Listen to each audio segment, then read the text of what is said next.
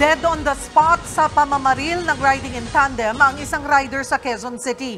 Inaalam pa kung may kinalaman sa iligal na droga ang pamamaslang. Ilang pakete ng hininalang shabu kasi ang nakuha mula sa motor ng biktima. Nasa frontline ng balitang yan, si Ian Suyu.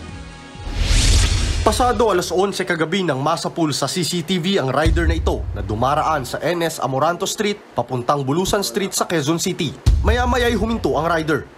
Sa isa pang anggulo, kita namang dumating ang motorsiklong itong may kaangkas na sakay. Dumaan din sila sa Bulusan Street hanggang sa tumigil sila sa harap ng naunang rider. Ilang saglit pa, biglang natumba ang rider habang agad namang humarurot ang magkaangkas. Pinagbabaril na pala ang rider. Dead on the spot ang biktima sa 3 tama ng bala sa ulo. May nakuha ring 2 basyo ng bala sa crime scene. Ayon sa isang security guard malapit sa lugar, inakala niya pang paputok lamang ang narinig niya nang mangyari ang krimen.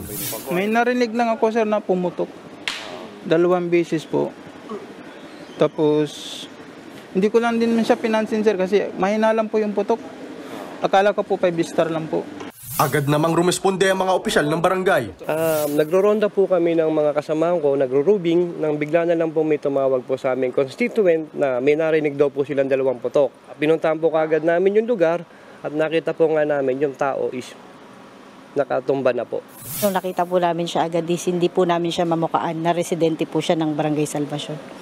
Tumanggi muna ang mga pulis na pangalanan ng biktima, pero 21 anyos daw siya at residente ng Pasay City. Nakakuha rin ng mga otoridad ng 2 pakete ng hinihinalang shabu mula sa compartment ng rider. Inaalam pa kung may kinalaman sa krimen ang nasabat na droga. Nagbabalita mula sa frontline, Ian Suyu, News 5. Mga kapatid, Cheryl Cosim po. Iba na ang may alam at may pakialam sa panahon ngayon. Para sa tuloy-tuloy na balitaan sa Frontline, mag-follow at mag-subscribe sa social media pages ng News 5.